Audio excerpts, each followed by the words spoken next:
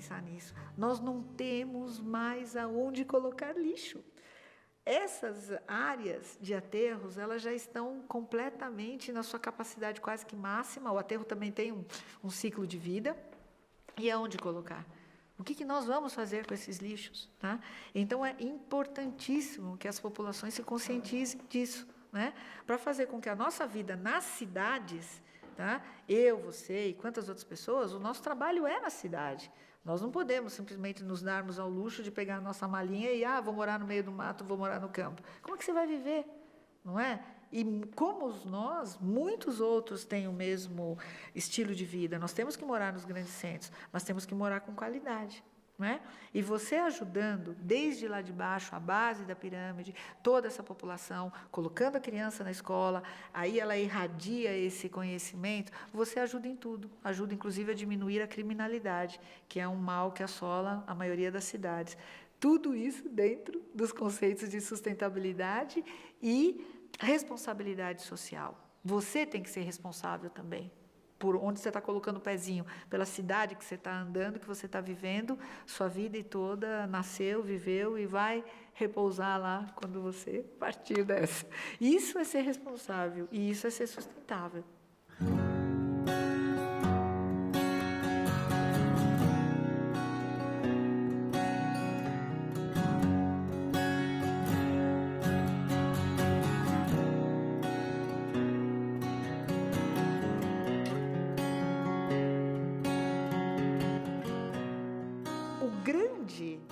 Fator primordial desta casa é a tecnologia construtiva. Ela foi construída, todas essas alvenarias, essas paredes que vocês estão vendo aqui, nenhuma delas é na alvenaria tradicional. Todas elas são de painel de argamassa amada com miolo de EPS. Então você tem uma armação, que é o ferro galvanizado, ou seja, ele já não provoca, ele já não tem ferrugem.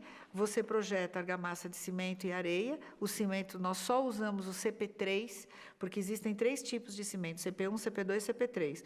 Os outros 2, CP1 e CP2, eles têm curas mais rápidas, mas eles lá na fábrica, tá? Eles têm maiores problemas na hora dos altos fornos, tudo, com a emissão de gases tóxicos, tá?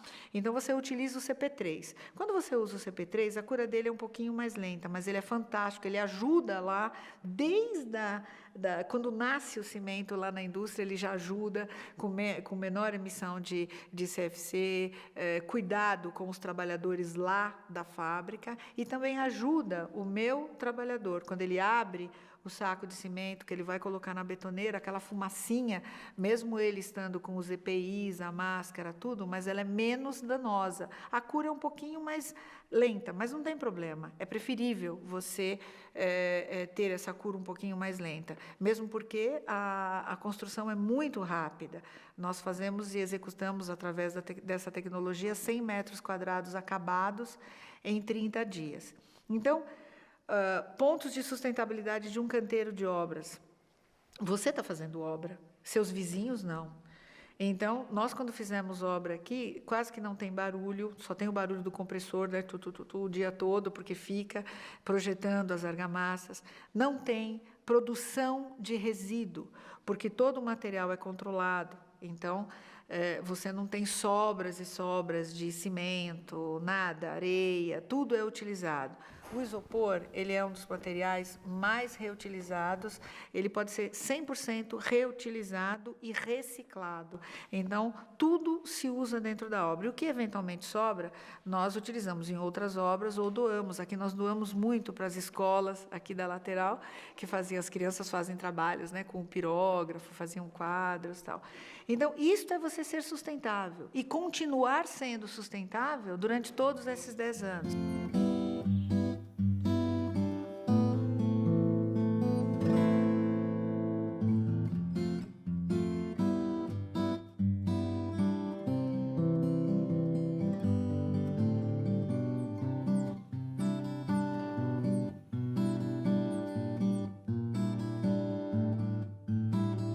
Anos atrás, não existia, o mercado não tinha essa conscientização que tem hoje. Hoje você sai, você encontra coisas maravilhosas. Na época não era assim tão fácil.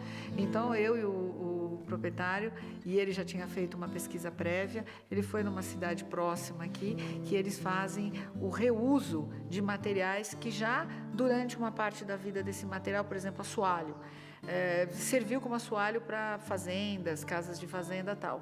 No término, a casa foi reformada ou deixou de ter aquele piso, eles são colocados num depósito. E aí esse fabricante fazia na época mesas, que é a mesa da sala de jantar, que é feita inteirinha de assoalho de fazendas antigas. E fica uma coisa super bonita. E outros detalhes, né? Por exemplo, a luminária da mesa de bilhar é um antigo secador de cabelo. Olha que coisa incrível, né? As nossas vovós, né? Elas faziam aqueles rolinhos no cabelo e colocavam a cabeça dentro daqueles secadores. Eu nem sei se existem mais hoje nos salões de beleza, mas deve existir aí por cidades mais de interior, menores e tal. Então, isso foi adaptado para uma luminária. E nós queríamos um cachepô grande, uma coisa grande para colocarmos uma planta, e ele andando assim, aí ele comentou comigo que tinha encontrado um tambor de máquina de lavar roupa antiga, que ele era todo furadinho, todo de alumínio. E a ideia ficou fantástica. Nós revestimos por dentro e ele tem o vaso lá com a planta dele e ficou muito gostoso.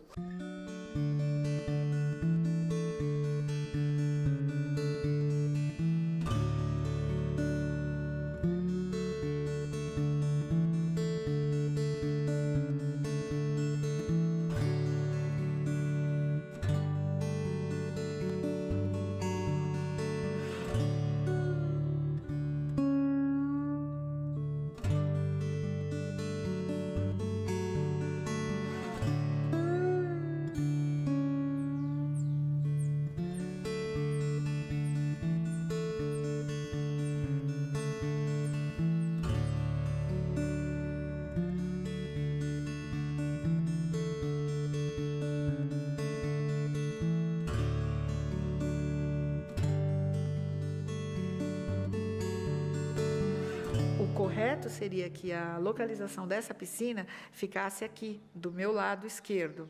Tá? Inclusive, tem um recuo à casa para isso.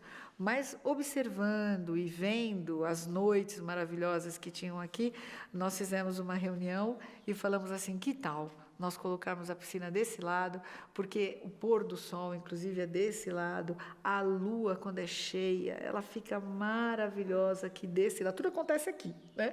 Então, aí nós falamos assim, não vai ter problema, a casa não faz sombra, você vai continuar tendo sol, e aí deslocamos a piscina para cá. Então, se o spa ficasse aqui, né, e a piscina ficasse lá, você teria que ter 2 aquecedores, 2 bombas, quer dizer, mais gastos, né?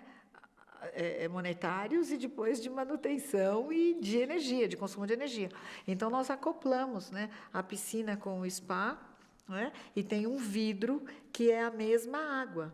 Então, é o mesmo tratamento, né? Essa solução só dá para ser usada em casa de condomínio, né? Porque ela acaba ficando vulnerável. Então, é uma abertura no vidro, você tem a lâmina de água, então a pessoa entra por aqui, quentinho, gostoso, né? No inverno, vai, nada. Porque quando você está dentro da água, você não sente muito frio, né? Aí nada e retorna para sair aqui, no spa, dentro, protegida pela casa, uma lareirinha ligada, do lado. Quer dizer, é uma delícia, né? Você já sai aqui dentro, já senta, toma um vinho. Foi tudo pensado para isso, né?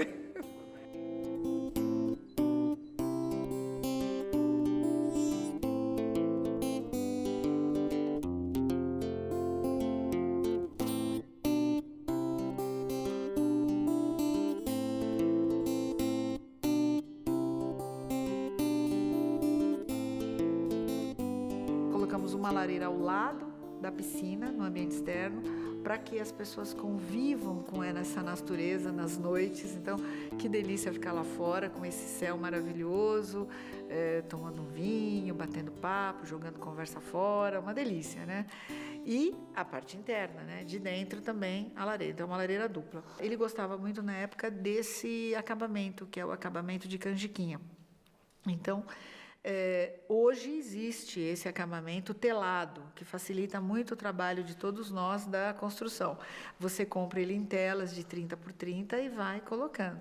À época, não. Então, nós compramos de uma jazida lá no Espírito Santo, que nós checamos as informações à época.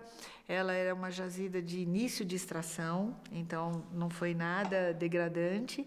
E ela veio, nós especificamos que ela viesse irregular, de 3 a 4 centímetros e sem proteção nenhuma. Então, ela absorve água, e quando ela absorve água, ela acaba mantendo a umidade natural dentro do ambiente e fora, e dá um frescor em toda essa massa de vidros imensa que nós temos aqui atrás, né? E além do que é muito bonita, também, né?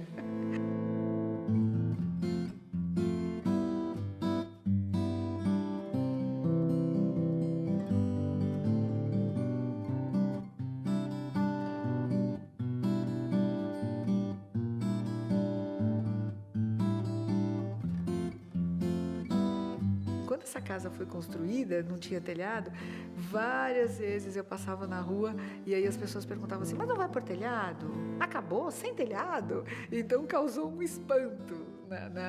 Teve pessoas que falaram assim, mas que casa feia, sem telhado.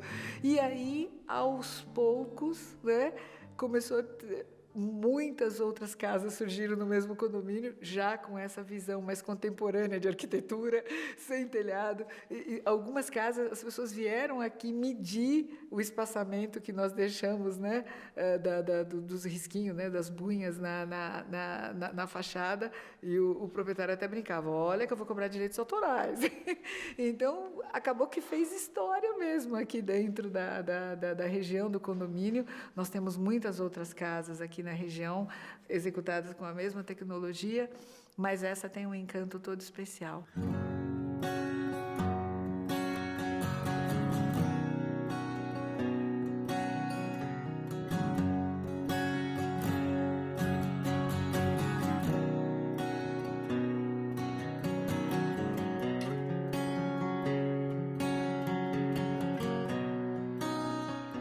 Nós somos executores de sonhos. Nós temos que ter essa capacidade de ler, de entender o que o nosso cliente deseja, né, para colocarmos isso no papel e depois colocarmos e executarmos isso fisicamente. Então, isso para mim é motivo de muito orgulho. E cada projeto que sai lá, nós sempre achamos assim que é um filho, né? Cada projeto, a gente, na hora que vai entregar a chave, a gente fica assim, né? Meio que segura, assim, um pouquinho e tal. E muito gostoso que ele, até hoje, ele brinca comigo assim, ele fala assim, a casa é sua também, não é? E eu me sinto meio dona dessa casa, como de tantas outras também, porque quando você consegue ver durante anos, tá, a alegria, o brilho no olhar da pessoa para a qual você fez e fez, ele sonhou e nós conseguimos realizar esse sonho, isso é o objetivo maior, é a alegria maior para todos nós. Unida, tá, aos seus objetivos de vida, aquilo que você acredita, que é você desenvolver uma construção sem degradação.